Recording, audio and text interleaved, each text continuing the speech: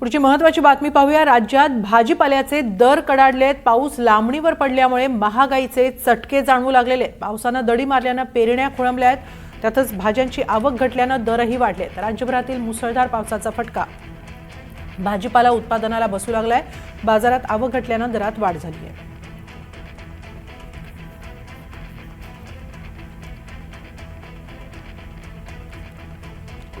मुंबईत भाजीचे दर किती आहेत याचा आढावा घेतलाय आमच्या प्रतिनिधी जुई जाधव यांनी। राज्यात सध्या पावसाचा जोर ओसरला आहे, मात्र त्याचा परिणाम भाज्यांच्या दरवाढीवर झालाय। कारण का भाज्यांचे दर वाढले आहेत। आलं असेल, फरसबी असेल, वाटाणा, शेवगा, शेंग, भेंडी, गवार या सगळ्या भाज्या जवळपास 200% वाढल्या आहेत। आधी जर आपण पाहिलं तर मग केवळ 100% ह्या भाज्यांचे दर वाढले होते, मात्र आता जवळपास 200 ते 250% ह्या भाज्यांचे दर वाढले आहेत। आलं जर आपण पाहिलं तर मग 200 ते 280% वाढलं आहे।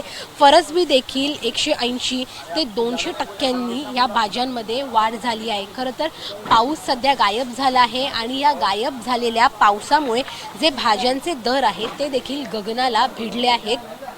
इथे जर आपण पाहिलं तर मग ही भेंडी आहे, टोमॅटो आहे, फरसबी आहे, तोंडली आहे, या सगळ्या भाज्यांचे जे दर आहेत ते गगनाला भिडले आहेत आणि या सगळ्याचा परिणाम सर्वसामान्य जनतेच्या खिशावर झालेला आपल्याला पाहायला मिळतोय।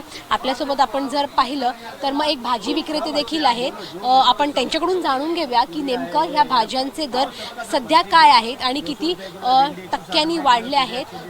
दादा, काय सांगाल, भाज्यांचे दर वाढले आहेत का?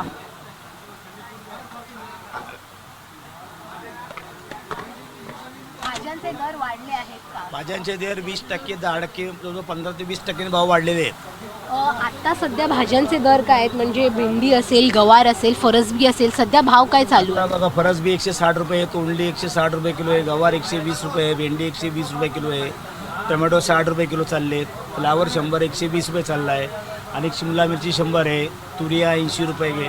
हे सगळे दर कशामुळे वाढलेत? नक्की पाऊस नसल्यामुळे का भाज्या मार्केटमध्ये नसल्यामुळे? मध्ये जो पाऊस पडला ना तर त्यामुळे माल कमी यायला लागला। आता जर नवीन जी पेरणी आहे ते पेरणी केल्यानंतर भाव कमी होईल। म्हणजे अजून पाऊस पडायला पाहिजे। अजून पाऊस पडायला पाहिजे 100%।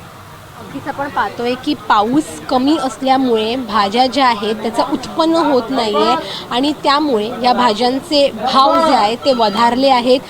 इथे आपण पाहतोय फरसबी असेल, तोंडली असेल, भेंडी असेल, अगदी ह्या भाज्यांचे जे दर आहेत जे आपल्या दैनंदिन जीवनामध्ये आपण या भाज्या वापरतो त्यांचेच दर वाढले आहेत आणि त्यामुळे सर्वसामान्य जनतेला याचा फटका त्यांच्या खिशाला बसलेला पाहायला मिळतोय।